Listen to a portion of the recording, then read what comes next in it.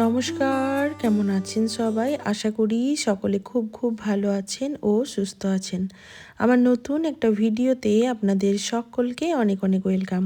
তো আজকে আমি বানাবো রুই মাছের একটা দুর্দান্ত স্বাদের রেসিপি। তো ভিডিওটি প্রথম থেকে দেখতে থাকুন, আশা করি আপনাদের খুব ভালো লাগবে। তো রুই মাছ নিয়েছিলাম, দেশি টাটকা রুই মাছ পেয়েছিলাম, সেখান থেকেই আমি কয়েকটা পিস নিয়েছি। এখন এই রুই মাছের টুকরোগুলোকে একটু লবণ দিয়ে ম্যারিনেট করে রেখে দেব 10 মিনিট মতো। এতে কিন্তু কোনো রকম হলুদ অ্যাড করছি না বন্ধুরা, শুধুমাত্র লবণ দিয়ে ম্যারিনেট করে রেখে দেবো।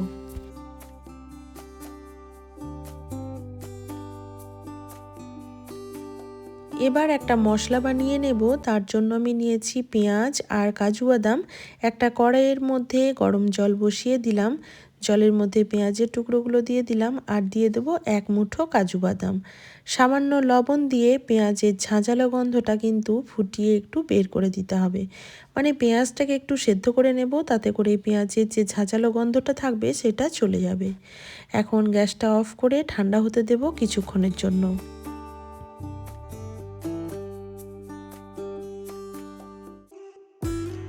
অপরদিকে মিক্সিং জারের মধ্যে এখানে আমি নিয়ে নিলাম 2 চামচ মতো পোস্তদানা।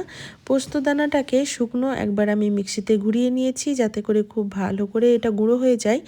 এখন দিয়ে দেব 1 টুকরো পরিমাণ আদা, আর যে পেঁয়াজ আর কাজু বাদামটা আমি সেদ্ধ করে রাখলাম জল সমেত সবটাই আমি মিক্সিং জারে দিয়ে দেব।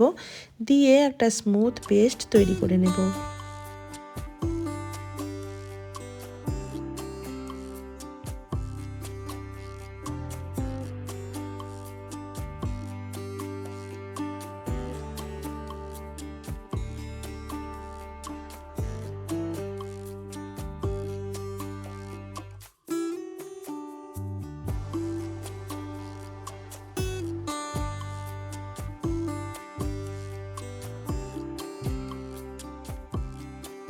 এই যে পেস্টটা তৈরি করে রাখলাম, এটা আমি একটা বাটির মধ্যে ট্রান্সফার করে দিচ্ছি। দিয়ে মিক্সিং জারটার মধ্যে আমি কয়েক চামচ দিয়ে দেব টক দই। টক দইটাকে দিয়েও খুব ভালো করে একটু ফেটিয়ে নিতে হবে।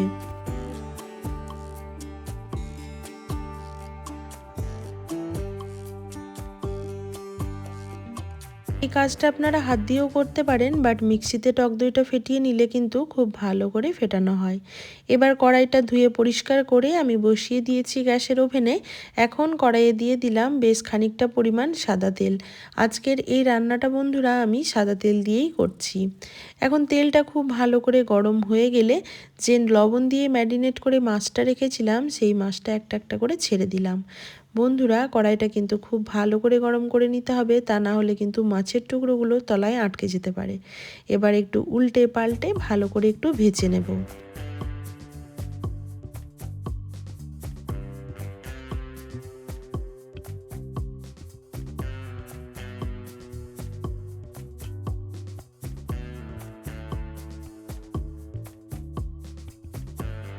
এই মাছের টুকরোগুলো খুব বেশি লাল করার একদমই প্রয়োজন নেই। হালকা একটু ভাজা হয়ে গেলে আমি মাছের টুকরোগুলো তুলে রাখবো। এবার কড়াইয়ের মধ্যে যে তেলটা অবশিষ্ট পড়ে আছে সেই তেলের মধ্যেই পুরো রান্নাটা করে নেব। এখন ফোড়ন হিসাবে দিয়ে দিলাম 2টো শুকনো লঙ্কা আর কয়েকটি গোটা গরম মশলার টুকরো। আর দিয়ে দেব 2টো তেজপাতা আর সামান্য একটু গোটা জিরে। এই ফোড়নটাকে হালকা একটু ভেজে নেব যতক্ষণ না পর্যন্ত ফোড়ন থেকে মিষ্টি একটা গন্ধ বেরিয়ে আসে। ফোড়নটা ভাজা হয়ে গেলে এর মধ্যে আমি সামান্য একটু লবণ অ্যাড করছি, তা না হলে মশলার পেস্টটা দিলে কিন্তু চারিদিকে ছিটিয়ে যেতে পারে। সেজন্য সামান্য একটু লবণ অ্যাড করে পেঁয়াজ আর কাজু বাদাম বাটা যেটা আমি বানিয়ে রাখলাম সেইটা অ্যাড করে দিলাম। দিয়ে এটাকে বেশ ভালো করে একটু নাড়িয়ে চাড়িয়ে কষিয়ে নেব।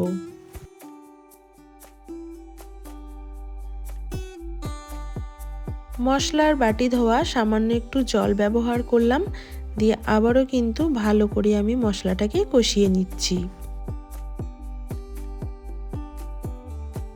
এবার এর মধ্যে কিছু গুঁড়ো মশলা ব্যবহার করব। দিয়ে দিলাম পরিমাণ মতো লঙ্কা গুঁড়ো।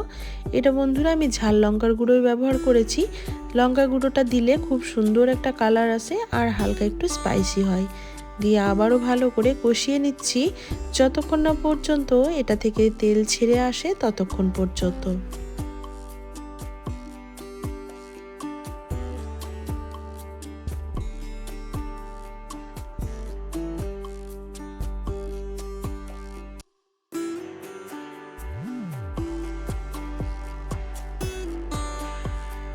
তো বন্ধুরা দেখতেই পেলেন মশলা থেকে কত সুন্দর তেল ছেড়ে এসেছে।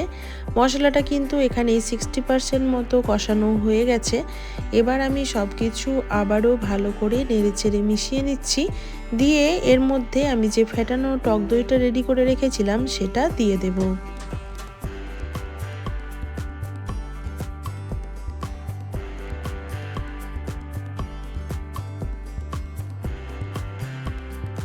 টক দইটা দেওয়ার পর টক দইয়ের বাটি ধোয়া জলও আমি সামান্য ব্যবহার করলাম। দিয়ে আবারও মশলাটাকে ভালো করে একটু কষিয়ে নিচ্ছি। যেহেতু এই রান্নাতে আমি টক দই ব্যবহার করেছি, তাই স্বাদের ব্যালেন্সের জন্য এখানে আমি 1 চামচ পরিমাণ চিনি ব্যবহার করলাম। এতে করে স্বাদটা কিন্তু খুবই ভালো আসবে। এখন ঢেকে কিছুক্ষণ কষিয়ে নেব। তো দেখুন আমি ঢেকে কিছুক্ষণ কষিয়ে নিয়েছি, মশলা থেকে কিন্তু আবারও তেল ছেড়ে এসেছে। বন্ধুরা এই রান্নাতে মশলা যত ভালো করে কষানো হবে রান্নার টেস্ট কিন্তু তত ভালো হবে।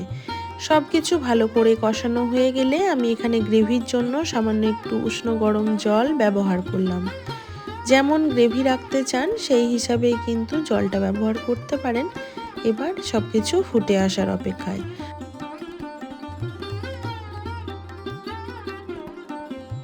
ঝোলটা খুব ভালো করে ফুটে এসেছে। এখন আমি একটা একটা করে মাছের টুকরোগুলো অ্যাড করে দিলাম।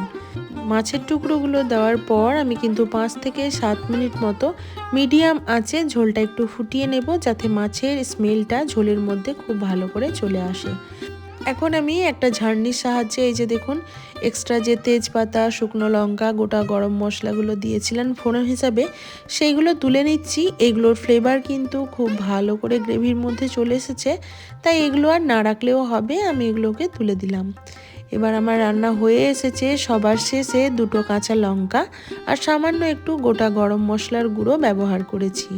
আর লাস্টে দিয়ে দিলাম 1/2 চামচ পরিমাণ দেশি গাওয়া ঘি। দিয়ে আবারও সব কিছু ভালো করে মিশিয়ে নেব। দিয়ে স্ট্যান্ডিং টাইমে রেখে আপনাদের পরিবেশন করে দেখাবো আজকে আমার এই রুই মাছের রেসিপিটি কেমন হয়েছে।